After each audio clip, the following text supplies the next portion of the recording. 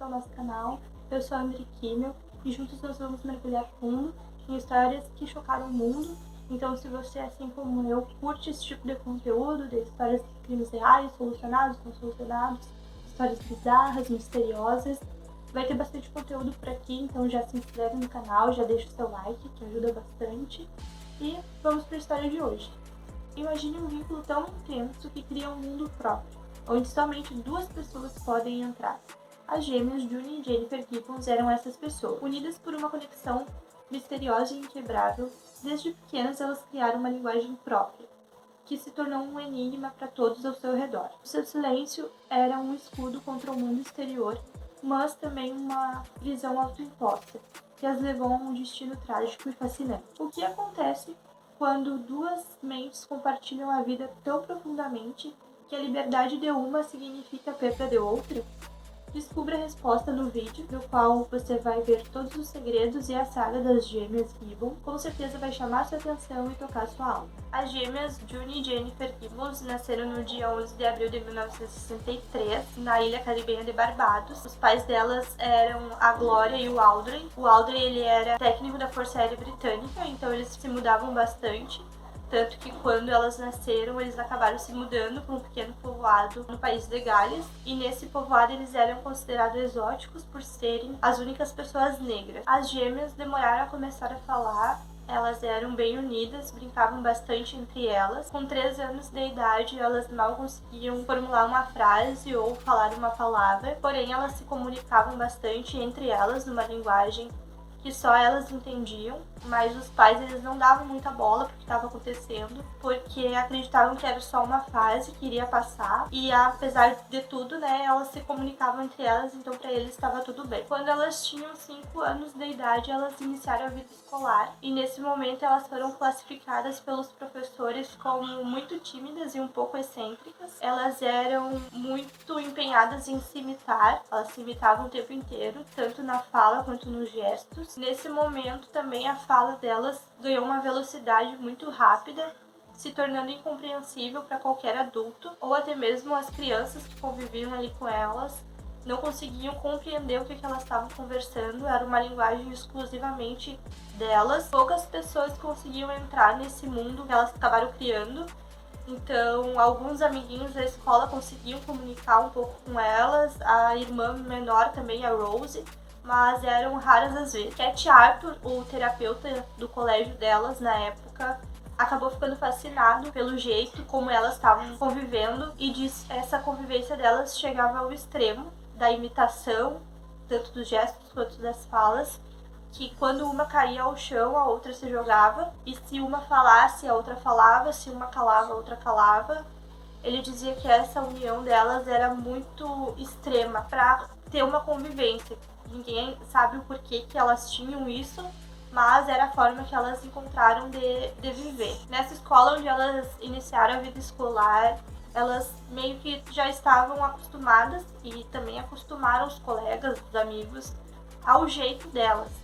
Então elas meio que tinham alguma comunicação, mesmo que pouca, com alguns colegas, e eles já estavam acostumados com o jeito delas.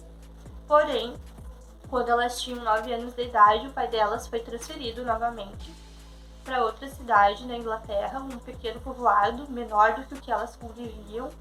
Nesse período começou uma fase bem difícil para elas, devido às crianças dessa nova escola estranharem o modo como elas conviviam, porque elas só conversavam entre elas, ficavam gesticulando, se imitando o tempo inteiro.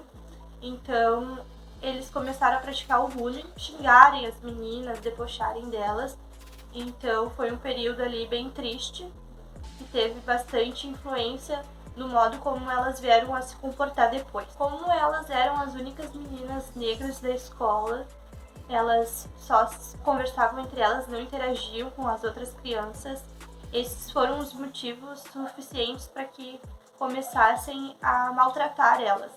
Então o assédio era tão grande que acabou que a diretora do colégio teve que intervir. Ela pegou e começou a liberar as meninas um pouco mais cedo, sempre do horário, para que elas então evitassem de se encontrar com esses colegas que acabavam debochando delas, e aí elas saíam sempre um pouco mais cedo. Toda essa hostilidade, o bullying e o assédio que elas sofreram durante esse período fez com que elas se fechassem ainda mais no mundo que elas criaram para as duas e se tornou impossível entrar.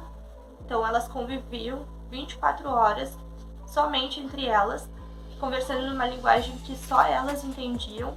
As pessoas não compreendiam o que elas estavam conversando, então elas se fecharam ainda mais nesse mundo. Quando elas estavam com 14 anos de idade, os terapeutas indicaram para os pais que elas fossem separar. Assim, eles acreditavam que elas teriam a socialização, que elas iriam começar a desenvolver a fala, que iriam socializar com outros colegas, estando em mundos diferentes. Não foi isso que aconteceu, porque elas entraram em estado catatônico. O estado catatônico é quando a pessoa fica parada, paralisada, não come, não fala, só fica imóvel por horas. Então, quando elas foram separadas, as duas ficaram nesse estado, cada uma em uma escola, e foi um momento bem difícil, porque eles não tinham o que fazer, elas não se comunicavam, foi pior ter feito isso. Nesse momento que elas estavam separadas, então a Juni tentou o suicídio, e foi a partir daí que os pais perceberam que não estava dando certo essa separação e decidiram levar elas para casa para dar uma educação em casa. As meninas encontraram consolo na literatura, principalmente na escrita. Elas começaram a se interessar bastante pela escrita. Passavam horas dentro do quarto, brincando, fazendo teatro, conversando e também escrevendo nos próprios diários, que a mãe dela deu um diário para cada uma, e aí elas escreviam sobre os seus sentimentos nesse diário, também escreviam uma sobre a outra. Eram coisas bem assim, fortes e estranhas também. Eu vou ler uma parte do que elas escreveram nesses diários. Ninguém sofre como eu, não como uma irmã, escreveu Juni em seu diário. Com um marido, sim. Com uma mulher, sim. Com um filho, sim. Mas esta minha irmã é uma sombra negra que está roubando a luz do meu sol. É o meu único tormento. Por sua vez, a Jennifer escrevia sobre as suas inquietações. Ela quer que sejamos iguais. Há um brilho assassino em seus olhos. Querido Deus, tenho medo dela. Não é normal. Alguém está deixando a minha irmã louca. Sou eu. Então, elas acabavam escrevendo uma sobre a outra, sobre os seus sentimentos em relação à outra, e também começaram a criar histórias fictícias, e os pais ficaram bem animados com essa vontade que elas estavam demonstrando sobre a escrita, e no ano de 1979 acabaram escrevendo as meninas. Todas as histórias que as meninas escreveram eram sobre personagens jovens e violentos, sobre alguns tabus, crimes. Então eram histórias bem pesadas, bem brutais, e acabaram que não passaram no concurso da escrita literária por esse fato. Então elas ficaram bem frustradas com isso, e a partir daí começaram a praticar na vida real o que elas estavam escrevendo na ficção. Começaram a fazer pequenos roubos, ataques e até mesmo incêndio. Mas o mais intrigante mesmo é que nesse período que elas começaram a praticar as histórias delas na vida real, elas também começaram a tentar matar uma outra. Nesse momento, elas começaram a acreditar que uma deveria morrer para a outra viver. Apesar disso, elas sempre acabavam se perdoando e voltando a conversar, ficar inseparáveis. Quando elas já estavam com 18 anos, elas foram pegas num ataque a um incêndio que elas estavam tentando colocar fogo num bar. E aí a polícia acabou pegando elas, e elas foram condenadas a 14 anos num centro psiquiátrico de segurança máxima. Dentro desse centro psiquiátrico, elas acabaram a se convencer de que nenhuma delas conseguiria ter uma vida normal, uma vida feliz, e contra a outra viver. Quando elas eram separadas, elas ficavam no estado catatônico, e quando elas estavam juntas, elas tentavam tirar a vida uma da outra. Então elas começaram a viver nesse conflito dentro dessa clínica psiquiátrica. Era bem difícil essa convivência delas, porque assim como elas estavam bem, elas já estavam tentando tirar a vida uma da outra, então foi um período bem crítico ali. Elas conseguiam comunicar, elas começaram a comunicar com alguns enfermeiros e pacientes, e também com a jornalista Marjorie Wallace, que foi então a jornalista que acabou escrevendo sobre a história de vida dela. Nesses períodos de conversas com a Marjorie, elas conseguiam falar tranquilamente, porém ainda a situação delas não se resolvia, continuavam com essas brigas, com esses momentos tensos. Também quando eles tentavam separar, elas ficavam imóveis, então eles acabavam por juntar elas de novo. Esse período durou bastante tempo. Em uma dessas conversas com a Marjorie, a Jennifer disse para ela a seguinte frase: Marjorie, Marjorie, vou ter que morrer. E aí, quando a jornalista questionou ela do porquê ela estava falando isso, ela somente se limitou a dizer que foi o que elas tinham decidido. Mais tarde, então, acabou se confirmando que elas tinham sim feito esse acordo de que uma delas deveria se sacrificar, então, para que a outra pudesse começar a viver, e que nesse acordo elas tinham decidido que quem iria fazer esse sacrifício seria a Jennifer. Em março de 1993, as gêmeas foram transferidas para outro centro psiquiátrico, um de segurança mínima, e elas entraram na ambulância conversando, sorrindo. Só que quando essa ambulância chegou no destino final, a gêmea Jennifer já estava morta. Foi feita a autópsia do corpo da Jennifer e não mostrou nenhuma lesão, envenenamento ou ataque, nenhum tipo de violência externa. A morte dela foi considerada uma morte natural, devido a uma miocardite aguda, que é um problema do coração, só que sem causa precedente, ela não tinha nenhum diagnóstico de algo que pudesse vir a causar isso. A Juni relata que no percurso que elas fizeram na ambulância até o centro psiquiátrico, a Jennifer em um momento encostou a cabeça no ombro dela e falou as últimas palavras que teriam sido "por fim estamos livres". E aí, alguns dias mais tarde, quando a Marjorie foi visitar a Juni, logo após o enterro, então, da irmã, a Juni acabou falando que por fim ela estava livre, que a Jennifer teria dado a vida por ela. A Jennifer foi enterrada e a Juni cumpriu sim a promessa que ela tinha feito para a irmã, que seria de ter uma vida normal e começar a se comunicar com as pessoas.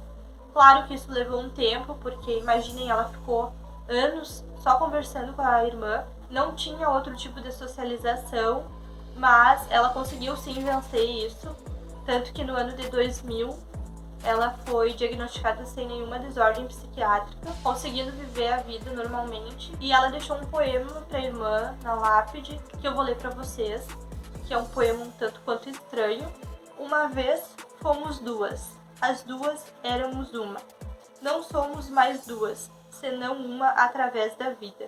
Descanse em paz. Então, essa foi a mensagem deixada pela Juni para Jennifer. Esse caso ele é bem intrigante, tem bastante controvérsias do que realmente aconteceu, o porquê da Jennifer ter falecido de causa natural, sendo que ela não tinha nenhuma outra doença ou diagnóstico que fosse causar isso. Também intriga por causa que elas fizeram esse acordo e justamente quando elas concordaram que seria a Jennifer a se sacrificar, ela acabou falecendo. Algumas pessoas têm algumas teorias bizarras de que a alma delas estava dividida entre os dois corpos e por isso elas eram tão dependentes uma da outra. Quando uma faleceu, a alma ficou completa, fazendo com que a outra pudesse ter uma vida plena. Outros dizem que foi só uma desordem psíquica de ambas, acabou levando essa fatalidade da morte da Jennifer, mas fica aí a pergunta do que realmente aconteceu, qual era a ligação que elas realmente tinham, se era tão forte ao ponto de fazer com que a Jennifer morresse por uma causa natural,